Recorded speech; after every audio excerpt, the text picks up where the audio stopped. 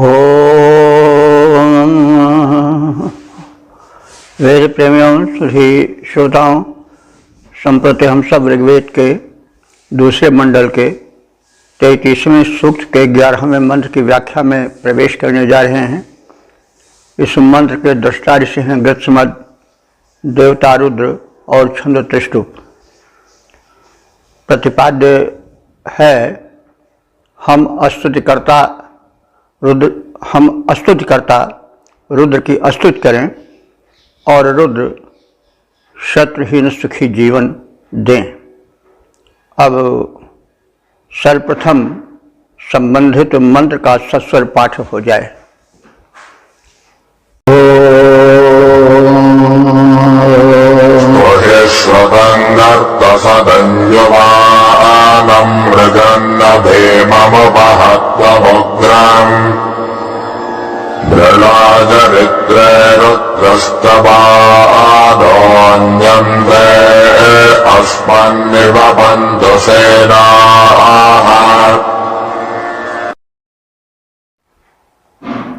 इस 11वें मंत्र में भक्त से प्रसन्न रुद्र से कल्याण की कामना और उनसे दुष्ट शत्रुओं के संहार की प्रार्थना की गई है। स्तोताओं से, स्तुतिकर्ताओं से अनुरोध है कि भुवस्तोता, हे वेद मंत्रों द्वारा स्तुति गायन करने वाले गाय को, तुम सब श्रुतम, श्रुतम कहते हैं विश्रुत यानी विख्यात को, यह रुद्र का विशेषण है। तुम विख्यात गर्षमद, गर्षदम, गर्षदम कहते हैं रथ में बैठने वाला। तो वे रुद्र जो अपने महत्ता के कारण विश्रुत हैं और रथारूढ़ हैं। तो एक चीज़ देखिए कि रुद्र को हम शिव से जोड़कर देखते हैं तो शिव का वाहन तो वृषभ है, लेकिन यहाँ मंत्र में उनको रथारूढ़ कहा गया है।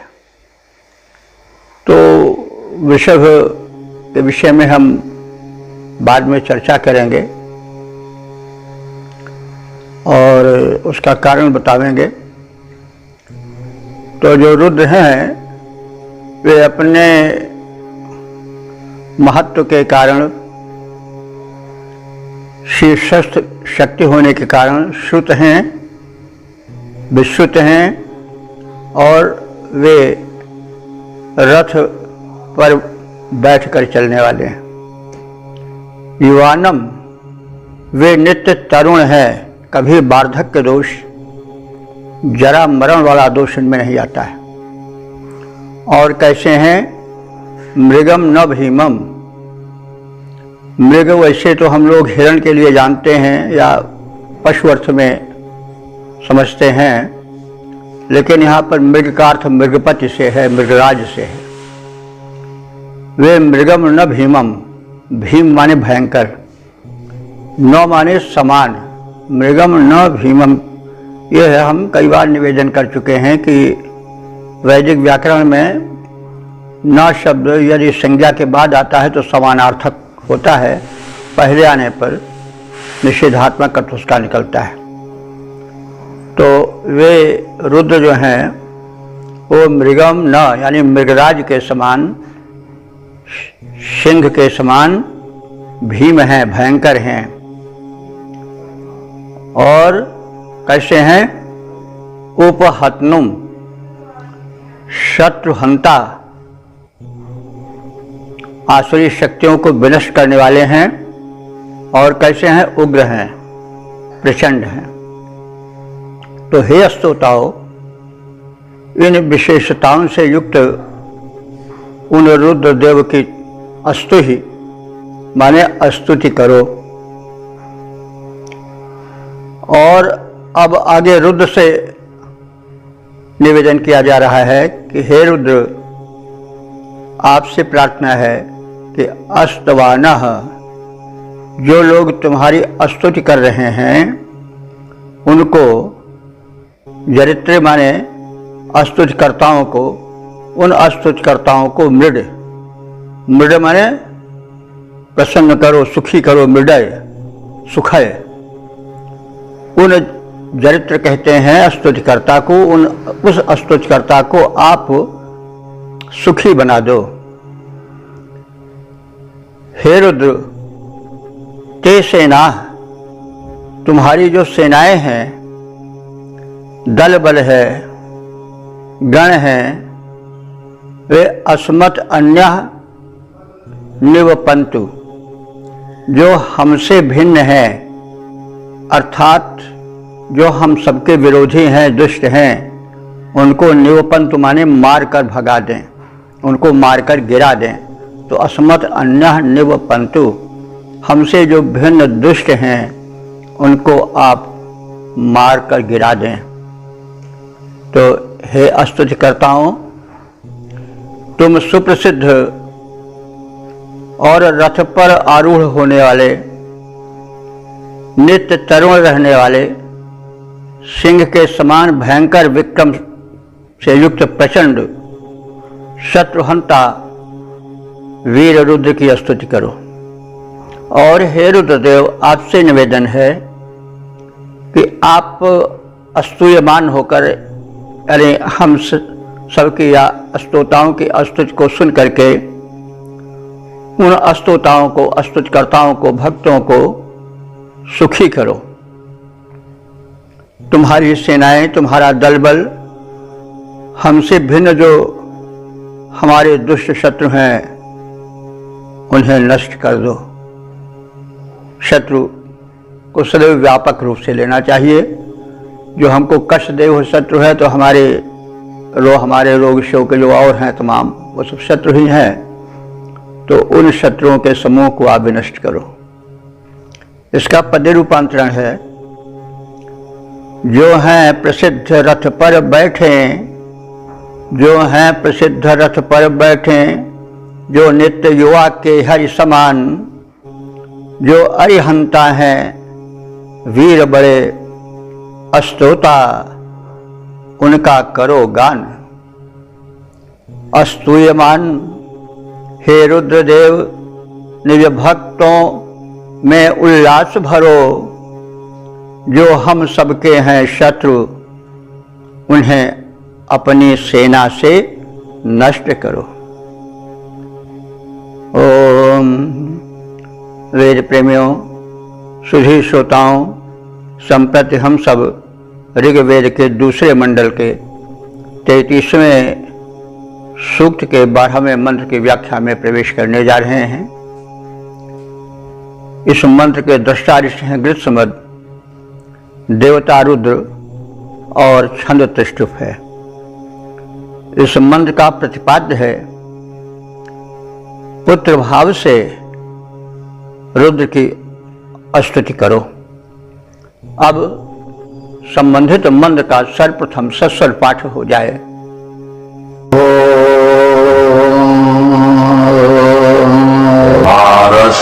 पितरं वन्दमानं प्रतिनानामरुद्रोपयन्तम्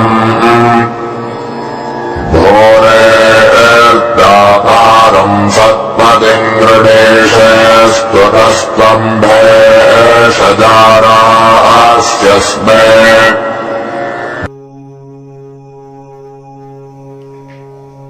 इस 12वें मंत्र में दानी रुद्र की स्तुति करने का कथन है और उनसे आरोग्यप्रद औषधि प्राप्त करने की बात है। औषधियां रुद्र से संबंधित हैं। औषधियां जीवनदायिनी होती हैं,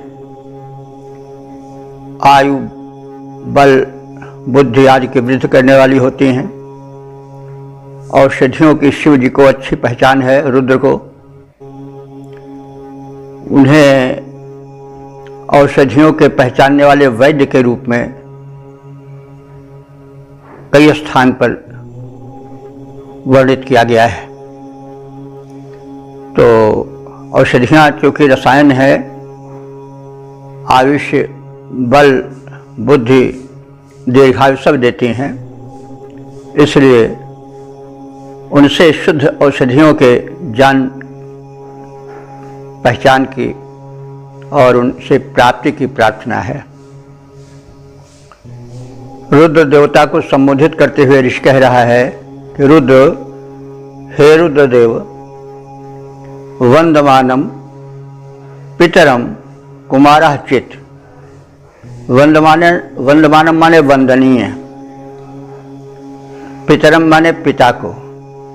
जैसे वंदनीय पिता को उसका कुमार माने पुत्र प्रणाम करता है, नमन करता है, वैसे ही उपयंतम प्रति नानाम, तो उस कुमार पुत्र की भांति जो कि अपने वंदनीय पिता को प्रणाम करता है, मैं भी उपयंतम माने तुम्हारे सामने या निकट आता हुआ आपको नाम माने नमन करता हूँ, प्रणाम करता हूँ। आप जो हैं वो भूरे दातारम, आप पर्याप्त रूप से प्रदान करने वाले हैं, दाता हैं। ऐसे दाता आपको, और आप सतपति हैं, सच्चे स्वामी हैं, रक्षक हैं, पालक हैं। तो ऐसे आपको जो कि भूरि दाता हैं, यानी पर्याप्त मात्रा में प्रदान करने वाले हैं, और सच्चे पालक अथवा स्वामी हैं, मैं गृणीषे माने स्तुति करता हूँ। तो मैं प्रचुर दानी सज्जनों के स्वामी रुद्र की स्तुति करता हूँ। अस्तुतः, अस्तुतः माने अस्तुत होकर, स्तुति के द्वारा आपकी स्तुति की जा रही है, इसलिए आप अस्तुत हैं। तो आप स्तुति की, यानी जिनकी स्तुति हम कर रहे हैं, ऐसे स्तुत्य आप हमें, असमें माने हम लोगों के लिए, भेषजा राशि, भेषजा माने औषधियाँ, भेषजा औषधियाँ, राशि माने प्रदान करो। तो आप औषधियों के ज्ञाता हो, वैद्यराज हो, रुद्र विनाशक हो, औषधियों को भली विधि पहचानने जानने वाले हो, इसलिए हमें जरा व्याधि विनाशक औषधियों से परिचित कराओ और उन्हें प्रदान करो। तो हे रुद्रदेव, जिस प्रकार वंदनीय पिता को पुत्र प्रणाम करता है, उसी प्रकार भक्ति भाव से आपके निकट आने वाले हम तुम्हें प्रणाम करते हैं। आप प्रचुर दानी हैं, सज्जनों के स्वामी हैं। ऐसे रुद्र आपकी मैं स्तुति करता हूँ। अस्तुत होकर अस्तुत्य तुम हम सबको जरा व्याधि विनाशक औषधियाँ प्रदान करो। पद्य रूपांतरण है, कर्ता पुत्र प्रणाम प्रेम से पूज्य पिता को जैसे, कर्ता पुत्र प्रणाम प्रेम से पूज्य पिता को जैसे, निकट हुए उन रुद्रदेव को नमन करूं मैं वैसे। अतिदानी सज्जन के स्वामी, स्तुति तुम्हें सुनाता, प्रार्थित होकर औषधियाँ दो हमको तुम हे दाता। ओम। वेद प्रेमियों, सुधी श्रोताओं, संप्रति हम सब ऋग्वेद के द्वितीय मंडल के 33वें सूक्त के 13वें मंत्र की व्याख्या में प्रवेश करने जा रहे हैं। यह मंत्र वृषमद ऋषि द्वारा दृष्ट है। देवता रुद्र और छंद त्रिष्टुप है। संबंधित मंत्र का प्रतिपाद्य है रुद्र पुत्र मरुदगण रुद्र से औषधि प्राप्ति में हमारे सहायक हो। अब संबंधित मंत्र का सर्वप्रथम सस्वर पाठ हो जाए।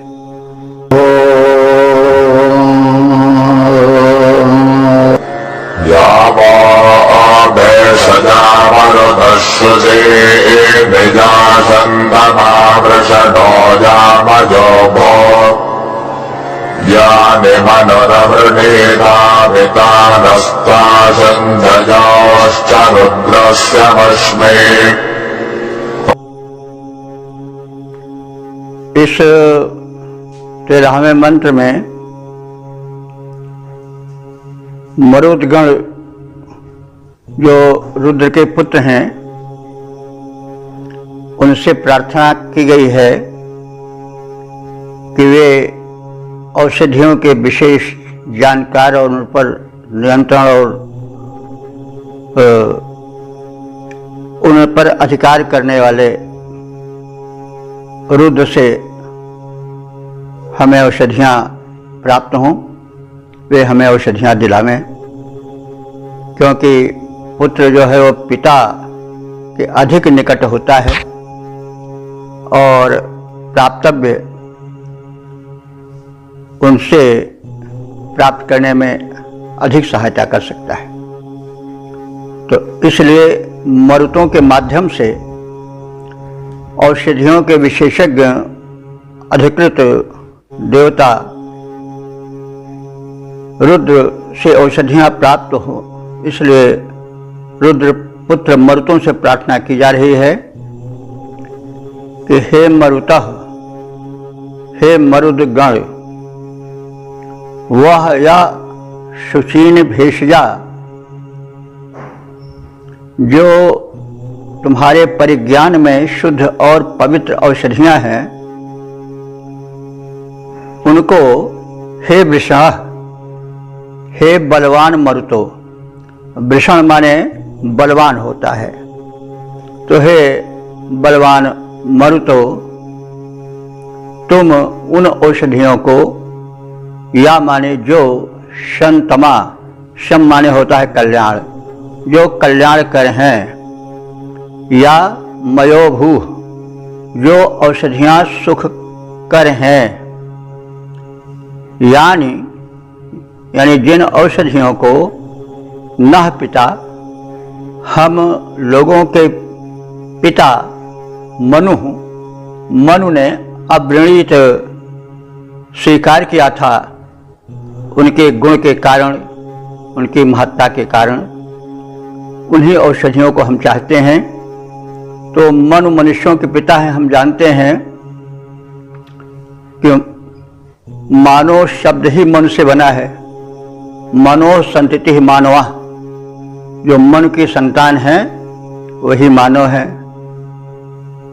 तो मन वो आदि पुरुष है जिनसे मानवता या मानव जाति विकसित हुई है। यह तो लगभग तमाम प्रसिद्ध धर्मों का मानना है कि कोई एक जोड़ा रहा होगा पहले मनुष्यों का।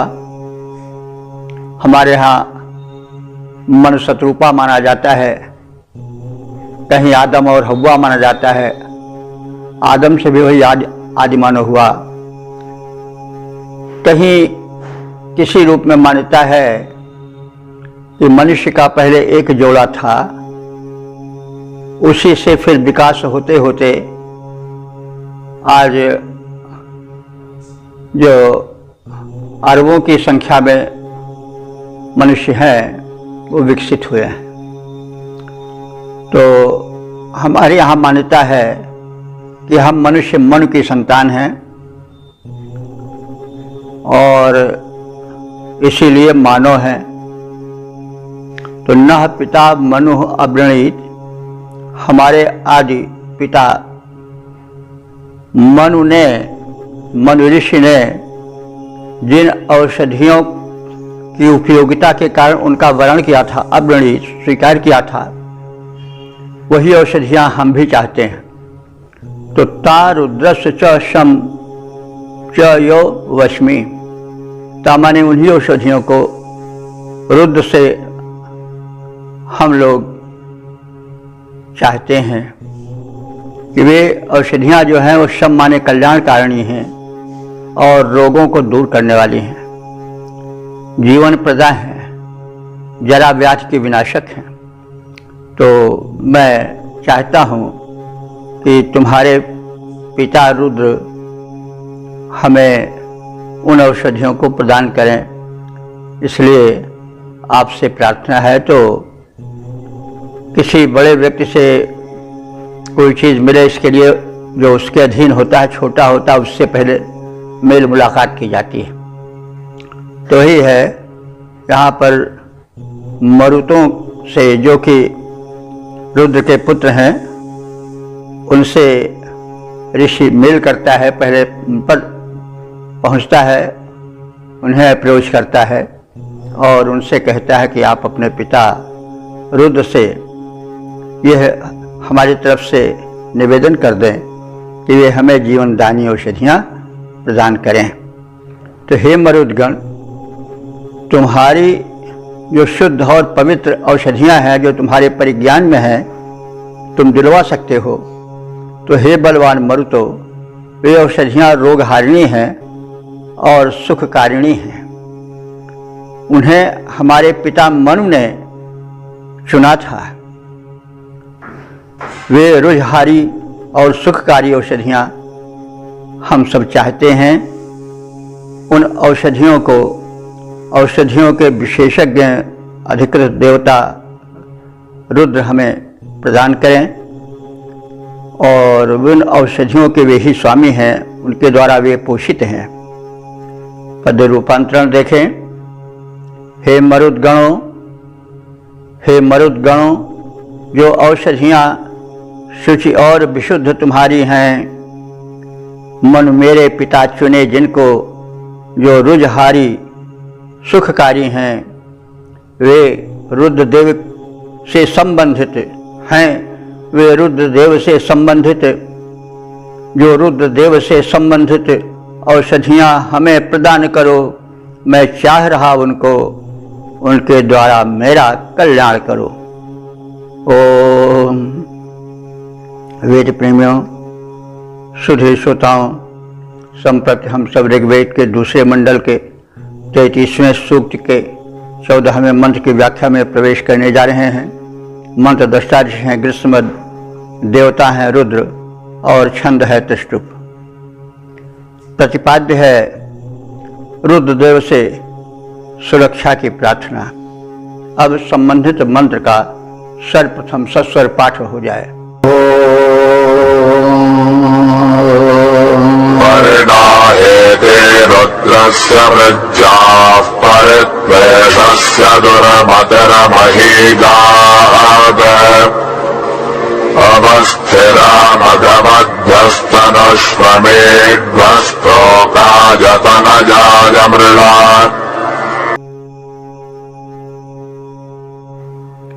इस 14वें मंत्र में रुद्र के क्रोध और प्रहारों से बचने की प्रार्थना है। आप सब जानते हैं कि रुद्र संहारक देव हैं। वे रुष्ट हो जाते हैं तो फिर रक्षण असंभव हो जाता है। तो जो भयंकर होता है उससे बहुत दब कर चलना पड़ता है। तो रुद्र यों तो वैसे भी प्रसिद्ध हैं, इन मंत्रों में भी कहा गया है कि वे बड़े कृपाल भी हैं, लेकिन रुद्र पहले हैं। रुद्र का अर्थ ही हुआ भयानक, भयंकर, जो रुला दे वह रुद्र है। तो भयंकर व्यक्ति से बहुत संभल कर, बड़े डिसिप्लिन, अनुशासन के साथ बातें कहनी होती हैं। तो इसी भूमिका में इसी परिप्रेक्ष्य में निवेदन इससे कर रहा है कि हे रुद्रदेव, रुद्रस्य हेति, तुझ रुद्र के अस्त्र शस्त्र, हेति कहते हैं अस्त्रों को। तो ये शब्द प्रचलित नहीं है, लेकिन हेति शब्द वेदों में वाल्मीकि रामायण में भी आया है। वहाँ हेति प्रहेति नाम के 2 राक्षसों का भी वर्णन है उत्तरकांड में। तो रुद्रस्य हेति, रुद्र के हेति यानी प्रहारक अस्त्र, न परिव्रज्याम, हमें अपने प्रहार से मुक्त रखें, यानी उनका प्रहार हम पर न होने पावे। त्वेषस्य, त्वेष कहते हैं तेज को, और त्वेषस्य माने तेजस्वी, उन ओजस्वी तेजस्वी रुद्र की मही दुर्मति, मही माने व्यापक, उसी से मही भी बना है पृथ्वी। तो पृथ्वी को मही इसलिए कहा जाता है, मही या मही दोनों रूप बनते हैं, कि वह बहुत विस्तृत है, चलते जाइए पता नहीं चलता उसके ओर छोर का, इसलिए उसका नाम मही या मही कर दिया गया। पृथ्वी का भी लगभग यही अर्थ होता है, क्योंकि इसकी सबसे बड़ी विशेषता है कि बड़े विस्तार तक फैली हुई है। तो यहाँ पर मही जो है वह पृथ्वी के लिए नहीं प्रयुक्त है, बल्कि अपने मूल अर्थ विस्तार के अर्थ में प्रयुक्त है। फोर दुर्मति का विशेषण है। तो मही दुर्मति शिव जी के लिए, रुद्र जी के लिए आया है कि वे मतलब उनकी जो दुर्मति है, दुर्मति से मतलब यहाँ मतलब बुरे अर्थ में न लेना चाहिए, यानी जब क्रुद्ध हो जाते हैं वे, तो उनकी वह मत विनाशक बन जाती है, इसलिए वह दुर्मति यहाँ पर कही गई है, यानी क्रोध से भरी हुई आप कह सकते हैं। तो मही दुर्मति यानी उन रुद्र की वह मति जो कि क्रुद्धावस्था में दुर्मति माने विनाशक बन जाती है, ऐसी बुद्धि परिगात माने हमें छोड़कर अन्यत्र चली जाए, यानी हम पर उसका प्रहार न होने पावे, हम उसके शिकार न हों। रुष्ट क्रुद्ध रुद्र, रुद्र की जो तामस से भरी हुई भयंकर दृष्टि है, रोष से भरी बुद्धि है, वो हम पर प्रभाव न जमा सके, हम पर न आ सके, हमसे वह दूर चली जाए, ऐसी प्रार्थना है। मीढ़ हे सुखप्रद रुद्र, अब यहाँ उनको मीढ़ कहा गया है। मीढ़ माने जो मधुर हो, सुखप्रद हो। तो हे रुद्र, आप सुखप्रद हैं, मीढ़ हैं, स्थिरा, और आप स्थिर हैं, दृढ़ हैं, डिगने वाले नहीं हैं। मघवद्भ्य, वे यजमान जो कि मघवत माने धनी मानी है, ऐश्वर्यशाली हैं, उनके लिए वे यजमान जो समृद्ध हैं लेकिन दानी हैं, यज्ञ आदि कर्म करते रहते हैं, उन लोगों के प्रति आप जो है वो अवतनुष्य माने ढीला कर दो, शिथिल कर दो। क्या शिथिल कर दो? अपने धनुष की प्रत्यंचा को। शिव जी या रुद्र जो हैं वो धनुष धारण करते हैं, तो जब प्रहार करना होता है धनुष की प्रत्यंचा डोर चढ़ा दी जाती है धनुष पर, तो प्रत्यंचा चढ़े हुए धनुष का अर्थ हुआ कि प्रहारोद्यत है वो। तो यहाँ कहा जा रहा है कि हे रुद्र, तुम अपने धनुष की प्रत्यंचा को अवतनुष माने शिथिल कर दो, हम पर उसका प्रहार न हो। तो ये चीज़ आप देखें, यहाँ पर शिव को धनुष बाण धारण करने वाला बताया गया है, और यद्यपि जो प्रचलित रुद्र का रूप है उसमें त्रिशूल ही उनके हाथ में दिखाई पड़ता है, धनुष बाण नहीं दिखाई पड़ता है। लेकिन ऋग्वेद में एक स्थान पर केवल आपने शायद सुना होगा पिछले मंत्रों में वज्र भी उनके हाथ में दिखाया गया है। लेकिन तमाम जो मंत्र उनसे संबंधित हैं उनमें जब अस्त्र की चर्चा हुई है तो विशेष करके धनुष बाण का ही उनके हाथ में होना बताया गया है। तो अब प्रचलित रूप में उनका एक नाम पिनाकी अवश्य है, इसलिए कि पिनाक नाम धनुष धारण करते हैं। तो वही पिनाक जो था वो जनक के सीए स्वयंवर में रखा गया था। तो वो पिनाक शिव जी के धनुष का नाम था, तो इसीलिए उनका एक नाम पिनाकी भी है। लेकिन जो प्रचलित रूप है शिव का या रुद्र का वो त्रिशूलधारी है। लेकिन वेद में त्रिशूल का शायद किसी मंत्र में हुआ हो, नहीं तो बस धनुष बाण ही का ज़्यादा प्रयोग हुआ है। तो हे रुद्र, आप अपने धनुष की प्रत्यंचा को जो प्रहारोद्यत है उसको हम लोगों को देख करके विनत जान करके ढीली कर दो, यानी उनका प्रहार हम पर न होने पावे। तोकाय तनयाय मृड, और हमारे तोक कहते हैं पुत्र पौत्रों की परंपरा को। तोक में पुत्र पौत्र आदि आते हैं सब। तो तनयाय माने पुत्रों को, तो हम ये चतुर्थी है हमारे पुत्रों के लिए। तोकाय माने पुत्र पौत्रों की परंपरा के लिए। आप मृड माने प्रसन्न हो जाओ, उनको आप सुखी करो, मृड सुखयत। तो हे रुद्रदेव, आप हम पर कृपा करो। आपके प्रत्यंचा जो प्रहारोद्यत होती है तो दृढ़ होती है, चढ़ाई जाती है धनुष पर, तो उसको शिथिल कर दो, यानी हम पर प्रहार न हो। और आपसे एक प्रार्थना है कि हमारी जो वंश परंपरा है पुत्र पौत्रों के रूप में,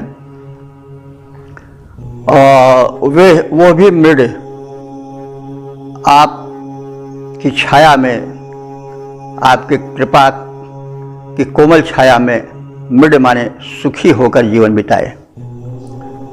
तो रुद्रदेव के शस्त्रास्त्र अपने प्रहार से हमें मुक्त रखें। स्तुतिकर्ता प्रार्थना कर रहा है कि रुद्रदेव के शस्त्रास्त्र अपने प्रहार से हमें मुक्त रखें। तेजस्वी रुद्र की कोपशीला बुद्धि, रौद्र बुद्धि अन्यत्र चली जाए, दुष्टों पर प्रहारित हो, दुष्टों को नष्ट करे, लेकिन हम भक्तों के परिवेश से दूर चली जाए। हे सुखद रुद्रदेव, हवि रूपी धन से संपन्न यजमानों के प्रति अपने धनुष की प्रत्यंचा शिथिल कर दो, वे प्रहारित न हो। हमारे पुत्र पौत्रों को सुखी करो, यह प्रार्थना है आपसे। पद रूपांतरण है, रुद्रदेव के अस्त्र शस्त्र हम पर मत करें प्रहार। रुद्रदेव के अस्त्र शस्त्र हम पर मत करें प्रहार। कोपशील मति हमें छोड़ दे, उनकी कोपशील मति हमें छोड़ दे। अनृत करे संचार, हवि धन से संपन्नों के प्रति धनुष डोर न चढ़ाओ। हे सुखदाता रुद्र, पुत्र पौत्रों को सुखी बनाओ। ओम। वेद प्रेमियों, सुखी श्रोताओं, संप्रति हम सब ऋग्वेद के दूसरे मंडल के 23वें सूक्त के 15वें मंत्र की व्याख्या में प्रवेश करने जा रहे हैं।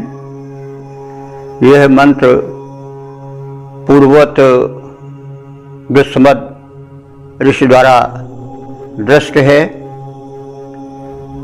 और छंद त्रिष्टुप है। देवता रुद्र हैं और प्रतिपाद्य इस मंत्र का है रुद्र देव से कृपा दृष्टि की प्रार्थना। अब सर्वप्रथम संबंधित मंत्र का सस्वर पाठ हो जाए।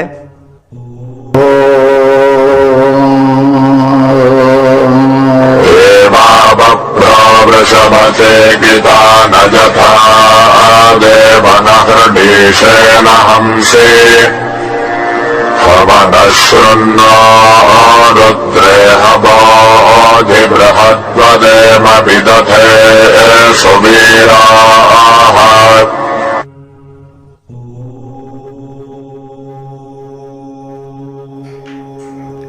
यह 15वां मंत्र इस सूक्त का समापन वाला मंत्र है।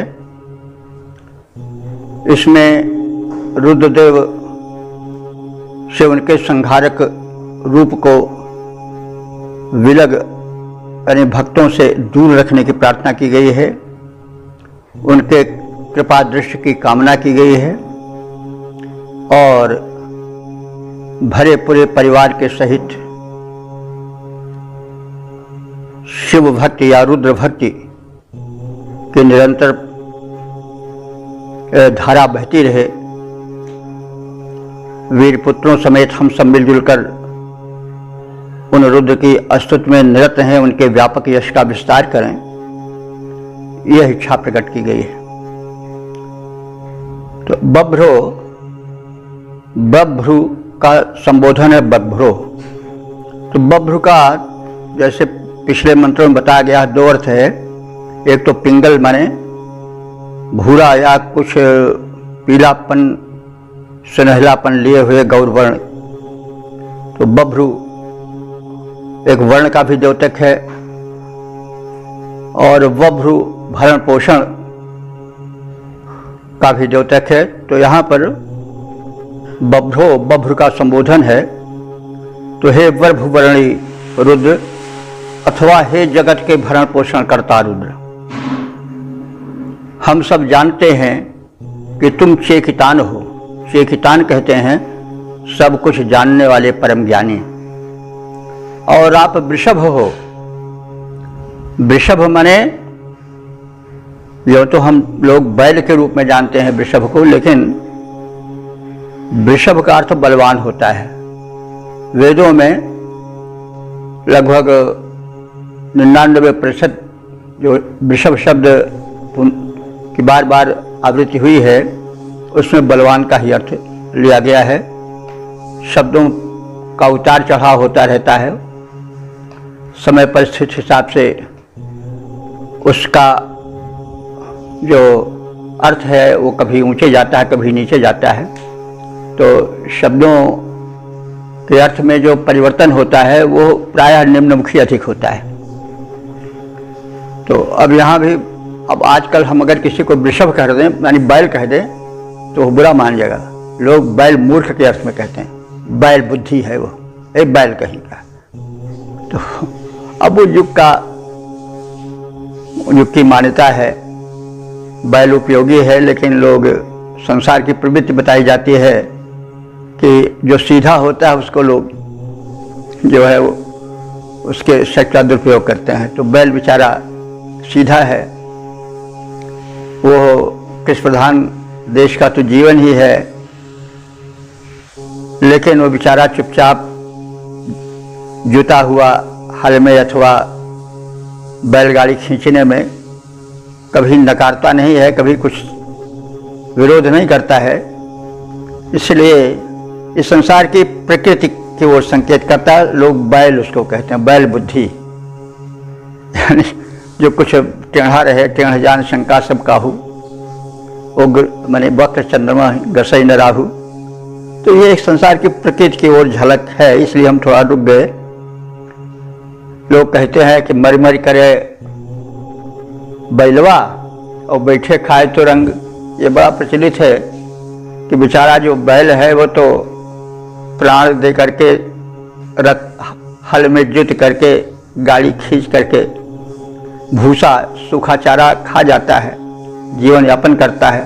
लेकिन घोड़ा क्या करता है, बैठे वो तो मौज मस्ती करता है, खरारा उसके रोज होता है, झाड़ उसको झाड़ा जाता है, संवारा जाता है। लेकिन बैल के पास ऐसा कुछ नहीं होता है। तो अब ये संसार की कुप्रवृत्ति को भी बताता है कि मनुष्य, खैर ज़्यादा उधर नहीं जाएंगे। यह ध्यान आ गया कि मरी मरी करे बैलवा बैठे खाए तो रंग।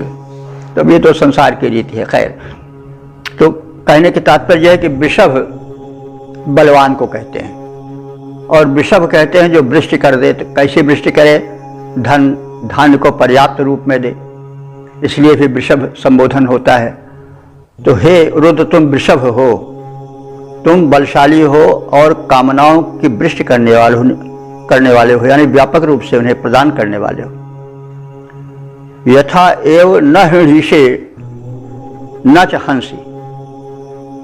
यथा एव माने जिस कारण से तुम न हृषे माने क्रोध नहीं होते हो, और न च हंस और हिंसा नहीं कर देते हो, मार नहीं देते हो। उन कारणों को हम जाने। न बोधि, हम सब जाने। क्या जाने? उन कारणों को जिसके कारण तुम क्रुद्ध होकर संहार नहीं करते हो।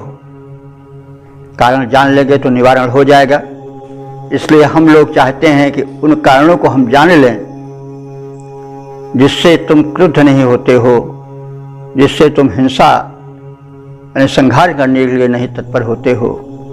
तो हम उन कारणों को जानकर उनका पालन करें ताकि तुम्हारे कोप के शिकार न होने पाए। तो वही है कि न यथा एव न हृषे न चांग हंसी, यानी जिस कारण तुम न क्रुद्ध होते हो और न संहार करते हो, प्रहार करते हो, उन कारणों को न इह बोधि, हमको यहाँ बता दो ताकि हम सावधान रहें, उसका परिपालन करें। हवम न श्रुतम रुद्र। हवम न माने न, हम लोगों के हव माने पुकार को, आवाहन को। श्रुत रुद्र, हे रुद्रदेव तुम सुनो। और वह आपसे आवाहन या प्रार्थना क्या है जिसे आपसे सुनने की प्रार्थना की जा रही है? वह है कि सुबीरा, हमारे जो वीर पुत्र हैं उनके साथ मिल करके हम विदथे माने यज्ञ के पावन पर्व के अवसर पर, जहाँ की एक जन संवर्धन होता है। पहले का यज्ञ आज के यज्ञ की तरह नहीं था कि बहुत थोड़े में हो, वो एक पर्व की तरह मनाया जाता था जिसमें व्यापक जनमंडल आता था, बड़े बड़े ज्ञानी विज्ञानी प्रस्तुत होते थे, शास्त्रार्थ होता था, समस्याओं पर विचार होता था, दर्शन शास्त्रों का मंथन होता था। तो यज्ञ पहले का बड़ा व्यापक रूप लेता था। तो वही यहाँ कहा जा रहा है कि हे रुद्रदेव, हम चाहते हैं कि आप हमें वो उपाय बताएं जिससे आप प्रसन्न होते हो और जिसके कारण आप रुष्ट न होते हों, और हम आपसे संरक्षण पा करके, समृद्धि पा करके, सुवीराह अपने वीर पुत्रों से मिलजुल करके, विरथे माने यज्ञों में बृहत वदेम, तुम्हारे व्यापक यश का प्रचार प्रसार करें।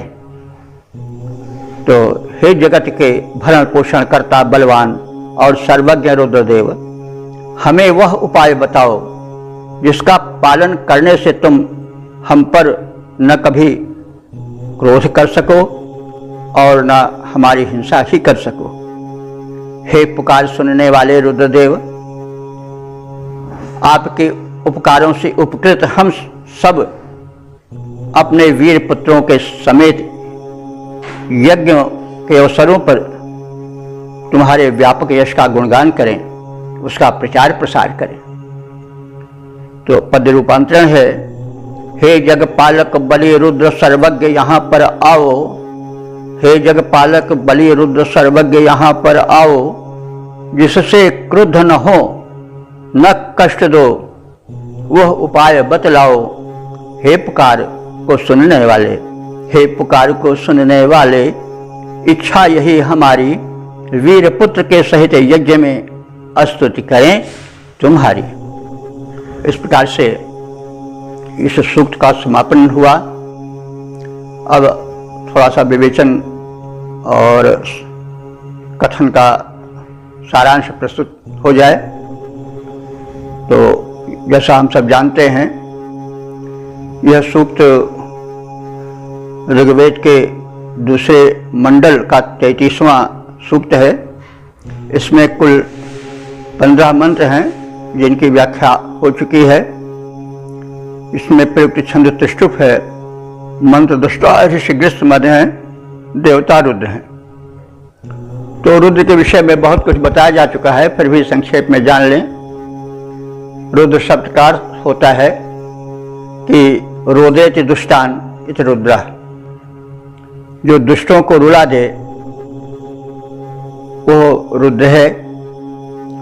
और रुद्र का अर्थ भयंकर होता है, रौद्र रूप धारण किया। तो शिव जी का या रुद्र का रूप रौद्र इसलिए है कि वे संहारक देवता हैं और भयंकर हो जाते हैं। रुद्र गण है, यानी रुद्र का समूह है, उनका एक परिवार है, विस्तार है। और उन की संख्या एकादश मानी गई है, 11, जो इस प्रकार है: कपाली, पिंगल, भीम, विरूपाक्ष, विलोहित, शास्ता, अजपाद, अहिर्बुध्न, शंभु, चंड, भव। तो इन नामों का प्रायः रुद्र सूक्तों में यथास्थान प्रयोग भी हुआ है। वैसे यह नाम शिव पुराण के अनुसार कहा जा रहा है, तो कोई विशेष अंतर नहीं है इन नामों में और जो वेद में नाम हैं। तो रुद्र सूक्त तो यद्यपि ऋग्वेद में अधिक नहीं है, संभवतः 3 ही सूक्त हैं। तो रुद्र जैसा पहले भी निवेदन किया गया है कि महत्वपूर्ण देवता नहीं है। प्रार्थना की जाती है सबकी, जिसकी हम प्रार्थना करेंगे उसके आगे नम्र ही होंगे, उसकी महिमा का बखान ही करेंगे। ये तो प्रार्थना का एक क्रम होता है, एक सिस्टम, एक पद्धति है। लेकिन जो वेदों में है, ऋग्वेद में खास तौर से, उसमें रुद्र को वो वैशिष्ट नहीं दिया गया है जो इंद्र को, अग्नि को और सोम को दिया गया है। तो ऋग्वेद के जो प्रमुख देवता हैं वो इंद्र हैं। लगभग 250 सूक्तों में उनकी स्तुति हुई है। और दूसरे नंबर पर अग्नि आते हैं, जिनकी 200 सूक्तों में प्रार्थना है। उसके बाद सोम आते हैं। तो अब जो इंद्र हैं और अग्नि हैं, सोम हैं, ये देवता तो माने जाते हैं आज भी, लेकिन वो ऋग्वैदिक महत्ता इनकी अब नहीं रह गई है। और रुद्र जो कि हाशिए के देवता थे, विष्णु जो कि कोई बहुत अधिक नहीं प्रशंसा पाए हैं कथित देवों की अपेक्षा ऋग्वेद में, वे बाद के समय के प्रवाह में अधिक महत्ता पाते गए हैं। तो ये तो कालक्रम है, शक्तियां तो वही हैं, लेकिन सबका कारण भी होता है। क्रिया प्रतिक्रिया स्वरूप संसार का क्रम चलता रहता है। तो जब हिंसा के अधिक बढ़ जाने के कारण हिंसा परक यज्ञ प्रधान धर्म के प्रति लोगों में विद्रोह भावना जगने लगी और उसका विरोध होने लगा। जब उसमें राजा महाराजा कूद पड़े तो समय ने पलटा खाया और जो उच्च शिखर पर बैठे हुए देव थे, इंद्र, अग्नि और सोम, वे नीचे आ गए। उनका महत्व बहुत कम हो गया। और जो हाशिए के देवता थे, जैसे रुद्र हैं, विष्णु हैं और ब्रह्मा है, ये शीर्ष पर आ गए। ब्रह्मा का तो शायद ही कहीं देवता रूप में नाम हो। ब्रह्मा तो यज्ञ के देख रेख करने वाले, सुपरविजन या निरीक्षण करने वाले को कहा जाता था। प्रजापति जो ऋग्वेद के हैं वही ब्रह्मा बन गए बाद में। ब्रह्मा के 4 मुख यानी चारों वेदों का ज्ञाता होने के कारण उनके 4 मुख बता दिए गए। तो ब्रह्मा त्रिदेव में आ गए। तो ब्रह्मा की तो विशेष महत्ता नहीं हो पाई। मंदिर भी उनका केवल पुष्कर में है एक, जहाँ तक हमें ज्ञान है भारतवर्ष में ब्रह्मा की पूजा नहीं होती है। एक ही स्थान है वही पुष्कर का, राजस्थान का। जो सर्वाधिक विकास पा सके धर्म वो विष्णु आधारित वैष्णव धर्म और रुद्र आधारित या शिव आधारित शैव संप्रदाय ये ज़्यादा विकसित हुए। और जैसे हमने पहले भी कहा है कि जब वैदिक धर्म के विरुद्ध व्यापक विद्रोह होने लगा तो जो युग दृष्टा ऋषि मुनि विचारक थे उन्होंने संव्यूहन पुनर्गठन किया वेद की विचारधारा का, और उसमें अहिंसा परमो धर्म का प्रमुख स्थान दिया गया है। अहिंसा परमो धर्म ये जो है वैष्णव का नारा है। और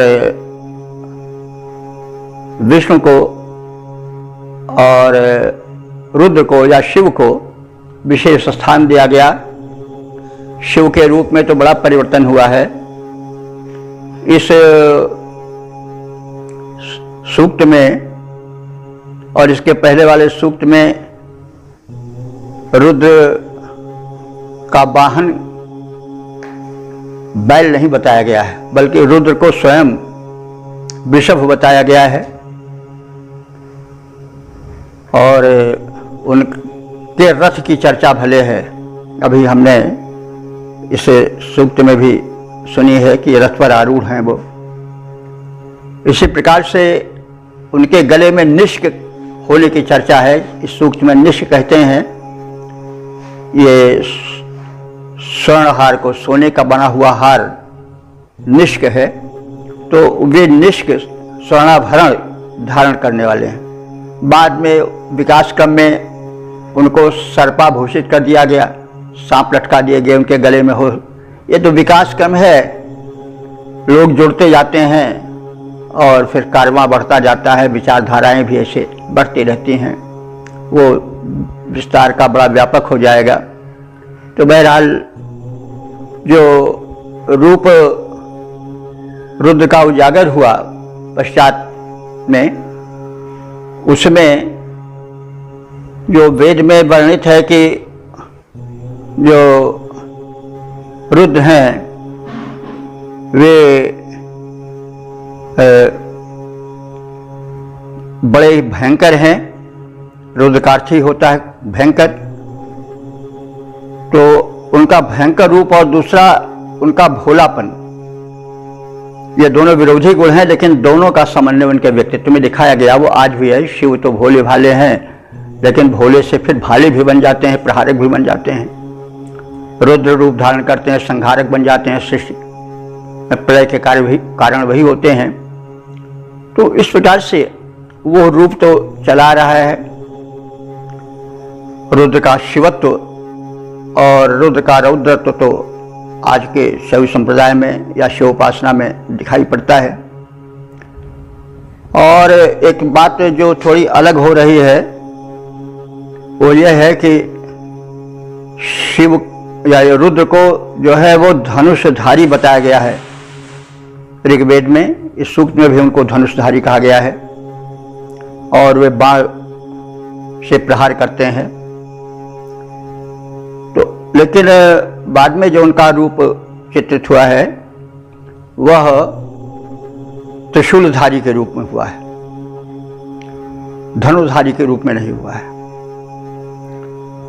वही बात अलग है कि उनका एक नाम पिनाकी भी है, पिनाक उनका धनुष था, लेकिन वो सदैव अस्त्र जो है वो रूप में बाद में थोड़ा विकास हुआ, परिवर्तन हुआ।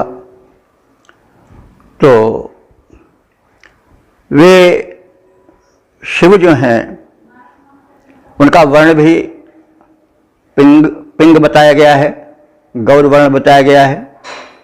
तो आज खैर जो शिव का रूप है या रुद्र का रूप है उसमें उन्हें जो है वो कर्पूर गौरम करुणावतारम संसार सारम भुजगेंद्र हारम सदा वसंतम हृदयारविंदे भवम भवानी सहितम नमामि इस रूप में है। हालांकि जो प्रचलित रूप है उसमें उनका कुछ नीला रूप दिखाया जाता है, कहीं वर्णित नहीं है कि शिव जो हैं वो सांवले हैं, लेकिन चल पड़ा तो चल पड़ा। जहाँ चित्र शिव जी का देखिए वहाँ सांवला ही उनका है, तो यह चल पड़ता है। जैसे हनुमान जी की गदा का कहीं वर्णन नहीं है, न वाल्मीकि रामायण में है, तुलसीदास जी के रामायण में है। लेकिन अब आप कोई भी मूर्ति देखेंगे हनुमान जी की तो गदा से शून्य नहीं रहेगी, और अगर किसी से कहिए कि वो गदाधारी नहीं है तो बिगड़ जाएगा या मन नहीं मानेगा। तो यह तो कुछ एक चीज़ ऐसी प्रचलित हो जाती है कि वो मनुष्य के स्मृति पट से ही निकल जाती हैं पुरानी बातें। तो यह इस सूक्त में बताया गया है सब। और अंत में जो सामान्य बात है कि वो ये है, सामान्य को जानने के पहले विशेष जान लें कि शंकर जी को जो है ये रुद्र को जो है वो औषधियों का बहुत बड़ा ज्ञाता और बहुत बड़ा वैद्य बताया गया है। यह आज के रुद्र में या शिव में नहीं है। वैद्यनाथ एक दवाखाना अवश्य है आयुर्वेद का, उसमें शिव का लिंग दिखाई पड़ता है, तो उधर कोई वैद्यनाथ का मंदिर होगा जिसमें शिव का वैद्य रूप है।